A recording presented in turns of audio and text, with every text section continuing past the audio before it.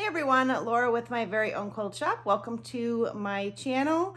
Yesterday I posted a video of the quilting that I'm doing on the current quilt on the frame, and while most of this information that I'm going to relay today is also in the description of that video, I wanted to just quickly talk about some things as well.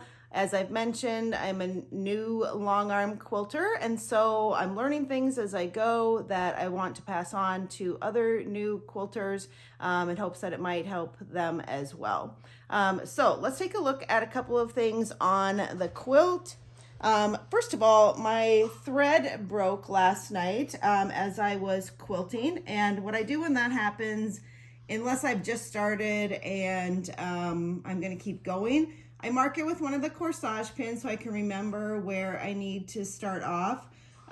Last night, I'm convinced that the reason it broke is why it usually breaks on me when I get going too fast, which is usually when I'm tired, just want to finish the pass, whatever.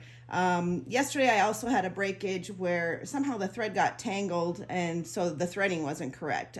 So when I have a breakage right when I start, that's the first thing I check is my threading to make sure something's not off there. But in this case, when it's in the middle of a pass, it's pretty certain that I was just going too fast. So this is where I'll start when I pick up my quilting today. But a couple of things I want to talk about. We're doing paisleys and leaves. And as I've talked about before, when you're doing paisleys, if you're only going to do 2 arcs, just like swirls, you want to start in the opposite direction as where you want to end up. In this case, I'm traveling up here and then I'm going to continue going this way. So my paisleys, as I came down and around, were away from where I wanted to go and back. And for the most part, and then this one was going to go up into here, then I'll probably backtrack and fill this in and travel. So for the most part, I'm doing just 2 arcs on my initial paisleys because when I need to travel, I'm going to add more. And then I'm throwing in leaves where it makes sense. Prior to this quilt, I had only done large leaves like this one, where you kind of make a little gentle S or a pea pod shape, and then I would echo it. But I wanted to do some new things on this quilt to expand my skills, and I started throwing in smaller leaves. When I was doing one of the passes yesterday or the day before, I just accidentally backtracked on a leaf. This isn't the one that I backtracked on accidentally. And I realized, oh, wow, I can backtrack. That's a skill I haven't learned yet. I want to learn it so that I can do things like feathers or other designs that require backtracking. But these little leaves are a great way to practice that. So how I quilt these is I do this little part first, then I do one outside, and then I come up and back in the middle. And they're great to pop into little spaces in between the paisleys where you maybe don't want to do a big leaf like this one or this one over here that I showed you.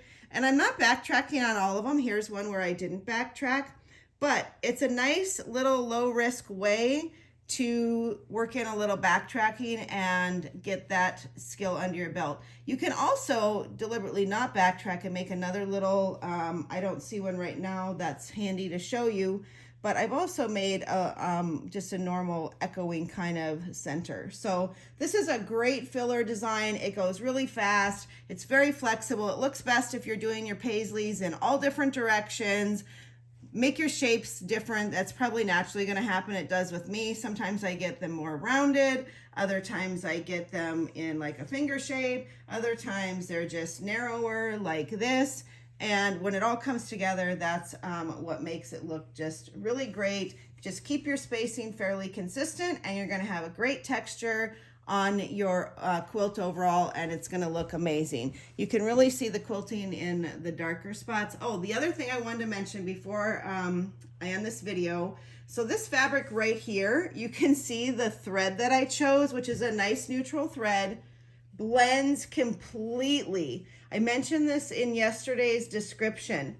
This was not intentional on my part, and when I first hit the first of this spot, I could not see where my quilting was. So if you're a new quilter trying to hide your quilting, don't.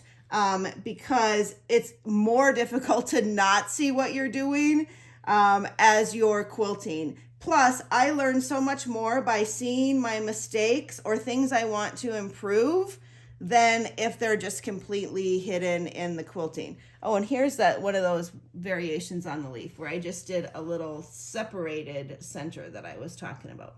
All right, that is it for this quilt. I'm going to keep going with the quilting on it. If you have a chance, check out the video yesterday. We did film for almost 7.5 minutes and set it to some really funky music. So if you want to get a feel for watching and learning and how the design works, that'd be a great video to watch because it's nice and long and I go almost a whole pass and you can just kind of see how it flows when you get into a rhythm. All right, thanks for watching.